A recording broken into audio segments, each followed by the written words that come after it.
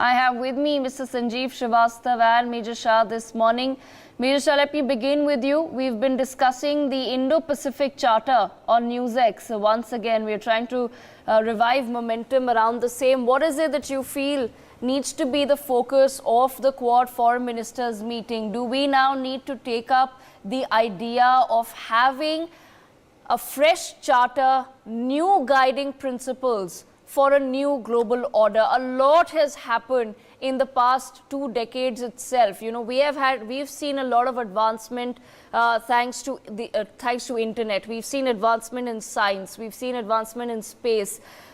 We've also seen advancement in several other sectors of society, healthcare, education. All of that has happened.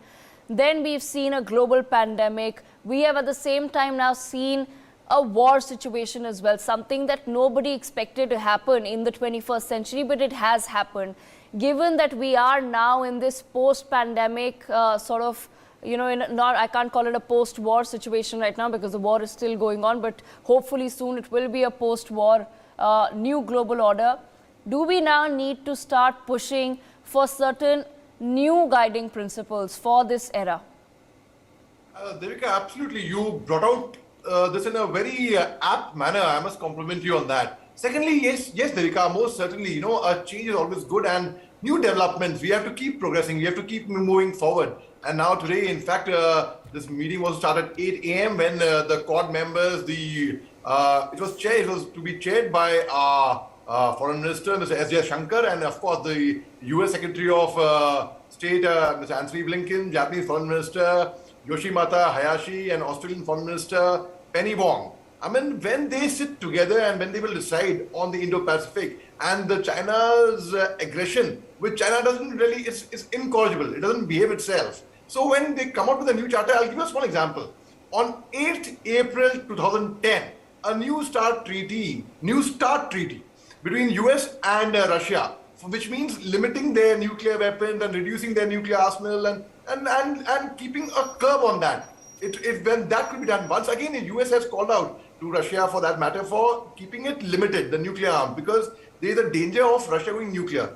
They could be. Similarly, now when in Quad, I'll equate it over here, a new charter, a new policy should be again brought in place, because if you find the old policy is not working, initially, if you remember, when the whole idea of Quad was being formed, that time the whole idea was militarization of Quad also to a certain extent, then it died down, which meant they would train their fighter pilots in the Anderson Air Force Base in America. Well, that hasn't happened till now, but the Quad meetings have been going on. Then AUKUS was formed. India was kept out of AUKUS last year.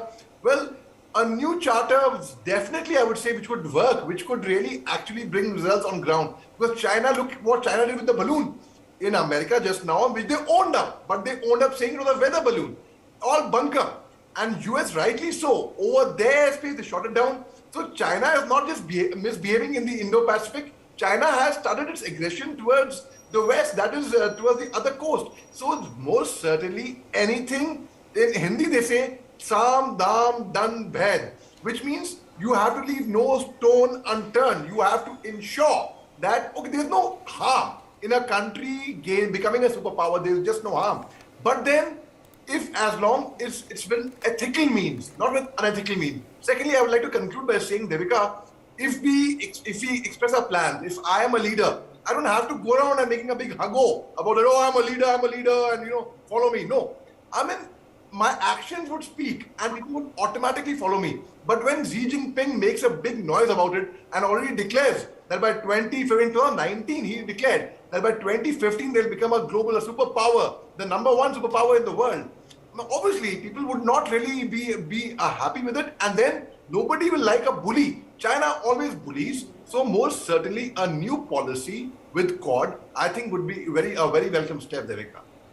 Absolutely. Major Shah, coming back to you, once again, like I said, it's important for India to use the Quad and several bilateral meetings that are also being held between India and other nations to talk about China's debt trap policy. We have to raise the matter again and again and again for it to actually start registering with the rest of the world, you know, because the focus right now of the world, of the West the Western alliance is so much on Ukraine, is so much on Russia and the war, they forget that China for many years now has been engaging in giving out these loans to several countries. It's making inroads slowly and steadily. This is a long-term plan of China, and it's high time that one starts countering it, because then 10 years later down the line we'll realize that, oh, we never worked on it. And now China, we see China in all the developing nations. It's training their military, or it's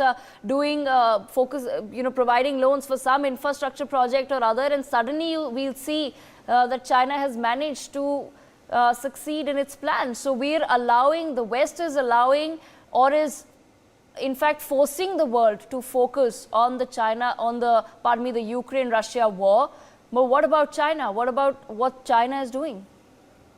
Oh, very good question, Devika. See, China is that friend who will be with you when you are having a good time for their own profit, for their own gain. And the moment you come in the trouble time, they'll be the first one to turn their backs and run. They did that in Pakistan. And Pakistan, and they had a crisis. Everyone considered China to be like their elder brother, a very dear friend. They were the first. They straight away closed a consulate from the embassy, and they ran, and they stated technical reasons, indefinite closure because of technical reasons. Totally discreditable. I mean, there is no credibility with China at all. Now, China, yes, it makes friends with the people for their own gains. They did that with Sri Lanka. They've done that with Solomon Islands, which is a chain of over 900 small islands and one small island, which had a security pact with Australia, that Australia will look after the sovereignty, integrity, security of Solomon Islands, because it's fragmented. And because it's fragmented, it's difficult to actually control it so much. There are often pirate problems on the coast. There are criminal problems. But China had done a secret pact with Solomon Islands, and those documents were leaked. So the whole world got to know what China was up to. China gives loans, and now everyone pays for it at the end of the day. So China is totally unreliable. Now I pity Russia, for that matter, because Russia, I'm a well-wisher. As a well-wisher of Russia, I'm saying this. Russia has been our all-weather friend. Right from, we have our friendship with Russia is not only with Italy. Italian Prime Minister is here as she's the chief guest for the Raisina dialogue. At the same time, we're having a Raisina dialogue. We are having a Quad meeting. We are having the G20 summit. We also had a G20 summit of the finance ministers and the state bank governors in Bangalore. So we are having so many international visits. But China and Russia are getting closer at the same time. And also the Sergei Lavrov, in fact, he declared. The foreign rep from Russia, he declared that our relationship with China is long-term. There's much more coming up. It's not just that. So I pity Russia.